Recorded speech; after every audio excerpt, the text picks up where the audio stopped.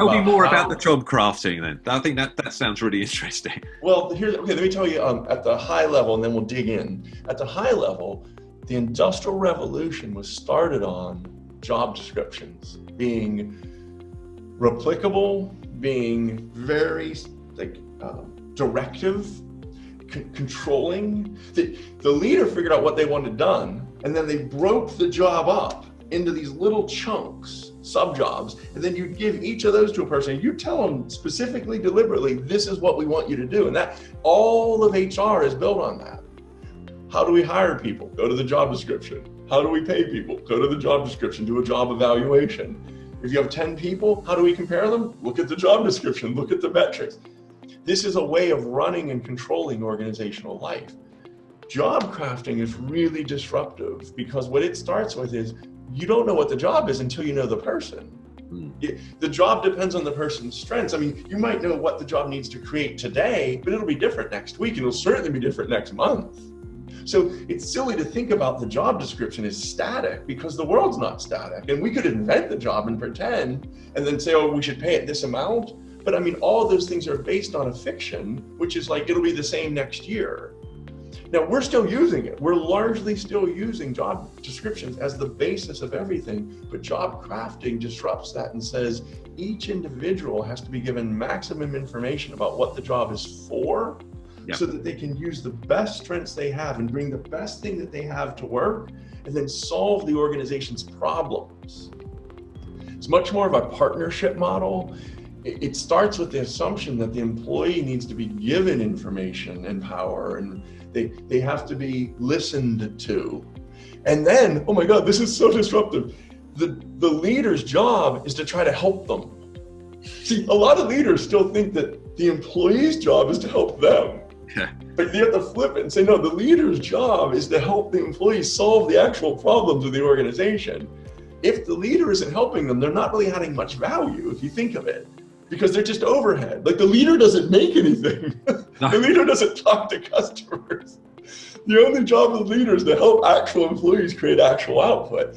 But this is so disruptive for many leaders. And I have to tell you, a lot of hierarchical leaders, they actually get a bit angry with me when I bring this stuff up. I bet.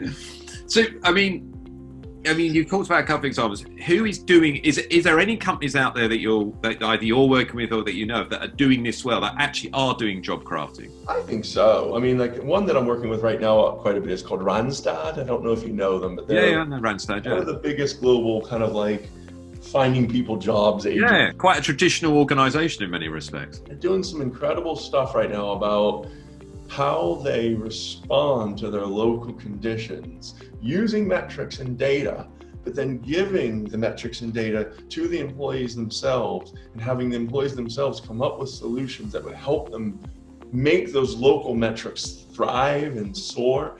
And they're just investing really deeply in giving up power locally while trying to have the frame of a successful organization. And I think that they're doing really wonderful things. I mean, I'm working carefully and closely with them. I have another book coming out in 2021. It's going to be called Alive at Scale. Something like this. It's how do you do this not in a team of 20 people, but in an organization of 20,000 or 200,000. How do you bring the whole organization alive? How do you bring it totally alive? You know?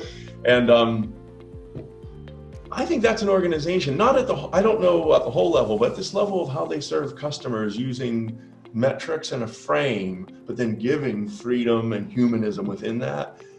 They're doing a great job of this. I mentioned Microsoft. I don't want to oversell them because I think that it's in vogue right now to talk about Microsoft doing so great. But I will say that I watched them go from being a know-it-all organization, very top-down, and the goal was to be the smartest person in the room, very masculine, very chest-beating.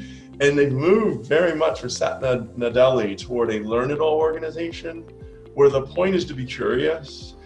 The point is for leaders to try to understand how to customize, to not sort of be draconian, but to more be empathetic and listening.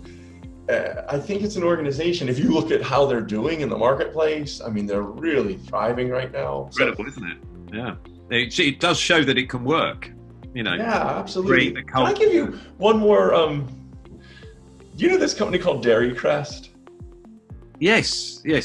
I mean, I'm not going to go on and on about it, but something that I wrote about in my book that was very interesting, although I didn't name names in the book, so this is like a special preview. Oh, wow. when Ocado came in and kind of offered a lot of delivery options for groceries, Dairy Crest was really floundering, and they needed ideas and concepts and innovations from the actual drivers. But they created a really draconian, bureaucratic, top-down type management style. And one of the most successful things that they did is when they decided to take these weekly meetings where they used to kind of yell at the drivers for what they messed up. And they flipped it and they started asking, how can I help you deliver great customer service? And it took a little while. I'm not going to say it was the first week it was perfect, but within about 2 months, the ideas that were coming in from the drivers were so exceptional, and the sort of entrepreneurialism that they invoked, that they ignited was really palpable. Anyway, I wrote lots of stuff about that in the book, and I don't want to go on about it. But what I'm learning is I think almost any organization can do this, because organizations are full of employees who all have seeking systems. And they all have so much more energy and ideas within them, but they're being constrained often by these old systems of HR, frankly.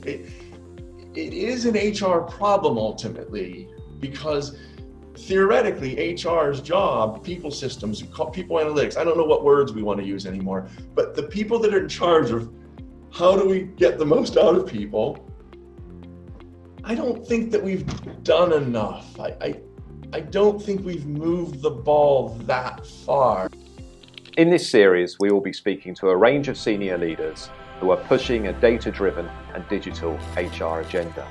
Make sure that you subscribe via your podcast app of choice and also via our YouTube channel for free and regular interviews with the digital HR leaders of the future.